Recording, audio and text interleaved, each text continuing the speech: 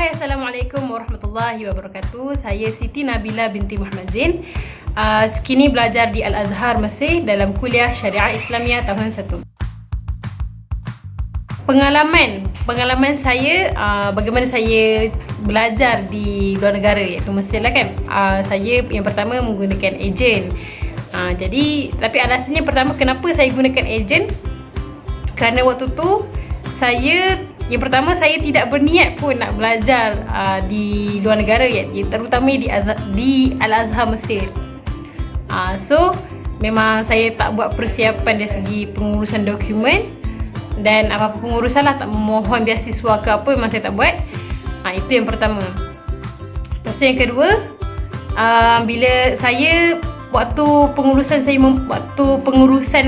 dokumen tu, saya tiada di Semenanjung. Saya ada di Sabah.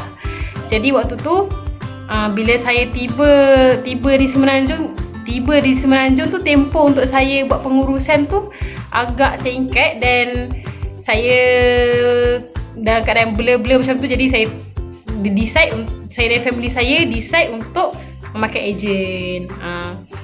Itulah. Tapi sebenarnya ada lagi cara-cara di mana kita tak payah menggunakan ejen pun, dan banyak juga persatuan, antaranya Persatuan Haluan Siswa Mesir yang menyediakan khidmat untuk menyediakan atau menguruskan pengurusan di sana di Mesir, dan bagi saya itu lagi murah berbanding menggunakan ejen. Tapi kalau saya tahu lebih awal, mungkin saya menggunakan Persatuan Haluan Siswa Mesir itulah. Saya bagi sedikit pencerahan bagi siapa yang berminat untuk melanjutkan ataupun menyambung pengajian di Mesir dalam bidang pergigian ataupun iaitu dentis ataupun farmasi ataupun pengajian Islam. Jadi bagi siapa-siapa yang ingin menyambung pelajaran ke Mesir, anda boleh menggunakan dua jalan, iaitu yang pertama SPM ataupun STAM. Jadi kalau anda ingin menggunakan sijil SPM, kursus yang ditawarkan ada 3, iaitu yang pertama dentis, yang kedua farmasi, dan yang ketiga ulum Islamiyah. Dia kursus agama lah. Dan yang kalau ingin menyambung menggunakan sijil STAM, ada 3 kursus, iaitu yang pertama Usuluddin. Dalam Usuluddin ni kita ada pecahan kepada 3 kursus yang dipilih pada tahun 3, iaitu dalam bidang tafsir ataupun hadis dan atau akidah lah. Dan seterusnya yang kursus yang ditawarkan menggunakan sijil STAM ialah kursus dakwah untuk lelaki sahaja dan syariah serta bahasa Arab. Syariah dan bahasa Arab ni boleh untuk perempuan juga. Beza antara ulum Islamiyah yang menggunakan sijil SPM dengan STAM ni, ulum Islamiyah ni secara ringkasnya lah saya bagi, dia punya yuran tu mahal sikit lah, iaitu dalam lebih kurang 1000 USD setahun. Manakala yuran bagi Al-Azhar kuliah biasa dalam 125 genih, RM20 lah lebih kurang, ataupun lebih, mungkin 50 ke bawah lah. Jadi saya berangkat ke Mesir pada bulan 3 dan sampai di sana semua pelajar luar negara akan menghadapi satu ujian yang dinamakan sebagai imtihan qabul, iaitu maksudnya ujian kemasukan Al-Azhar. Ujian ni ialah satu ujian yang menentukan tahap kelas bahasa. Jadi siapa yang paling tinggi dia punya tahap tu, dia lagi singkat lah tempoh kelas bahasa dia tu. Dan keputusan bagi imtihan qabul ni sangat penting, sebab pertama dia menentukan tempoh kelas bahasa tu, yang mana kita akan bayar bulan-bulan. So kalau lagi lama, maka lagi banyak lah yuran yang perlu bayar. Dan yang kedua, menentukan sama ada boleh masuk kuliah tahun tu ataupun tahun yang berikutnya. Jadi buatlah betul-betul. Jadi soalan yang ketiga, apakah cabaran yang saya lalui ketika menyambung pengajian di luar negara kan?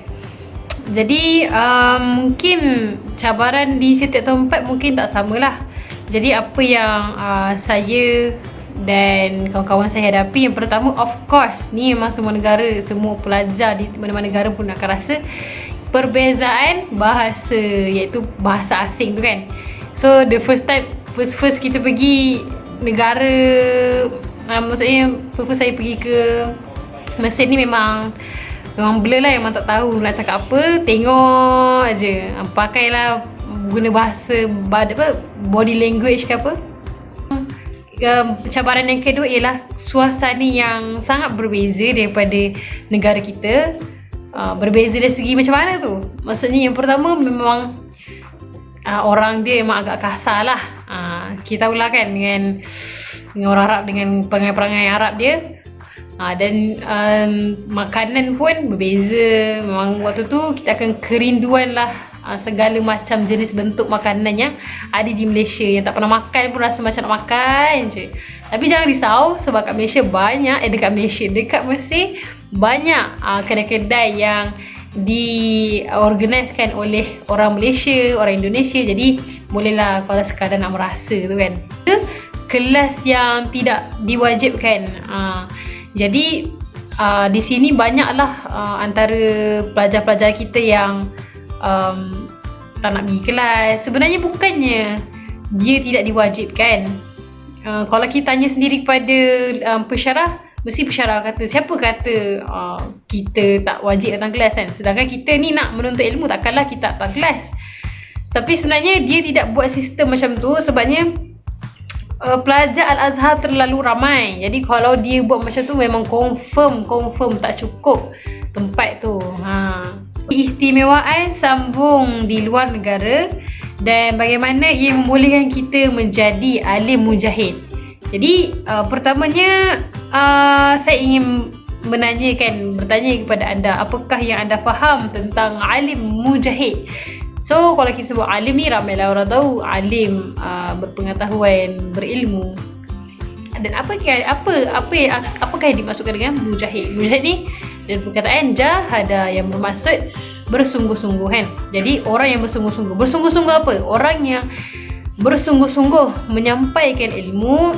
Orang yang bersungguh-sungguh menuntut ilmu, mengamalkan ilmu dan menyampaikan ilmu tu kepada orang lain. Itu yang dinamakan alim mujahid.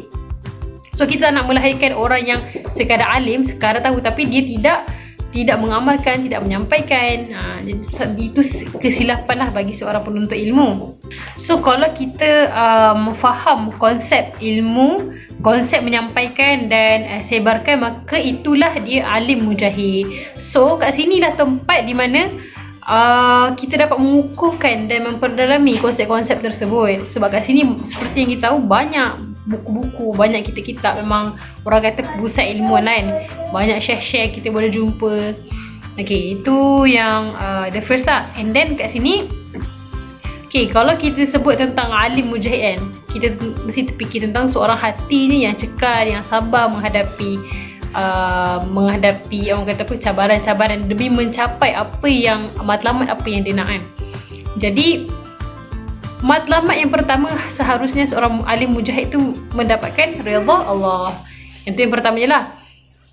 Dan apakah maksudnya antara perkara yang ada di sini, yang ada di Mesir ni, yang membantunya ialah cabaran-cabaran yang ada di sini lah, iaitu keluar daripada zon selesa. Yang soalan yang seterusnya iaitu dan nasihat saya kepada adik-adik yang ingin menyambung pengajian di luar sana, tak kiralah di mana-mana pun. Nasihat saya, apapun bidang yang kita ceburi pada masa yang akan datang ni, itu adalah yang terbaik untuk kita. Allah dah tentukan yang terbaik untuk kita. Allah tahu mana yang sesuai untuk kita. And then dekat mana-mana pun mesti ada cabaran dia. Jadi apa yang perlu kita prepare sebelum kita melangkah ke dunia IPT ni ialah yang sangat penting ialah preparation rohani, mental dan jiwa. Itu sangat penting lah, sebab kita tak akan tahu kan macam mana cabaran yang kita akan hadapi. Dan perlu sentiasa ingat matlamat kita belajar hanyalah tu ialah untuk mencari ridha Allah. Jadi wallahu a'lam. Saya harap menjawablah segala pertanyaan yang telah dilontarkan kepada saya, insya-Allah. Jadi kalau ada sebarang persoalan ataupun ingin mengetahui lebih lanjut tentang bagaimana menyambung pelajaran ke luar negara, boleh tanya saya, boleh PM nombor saya, insya-Allah. Jadi kalau tak ada apa-apa, saya mengundur diri. Assalamualaikum warahmatullahi wabarakatuh.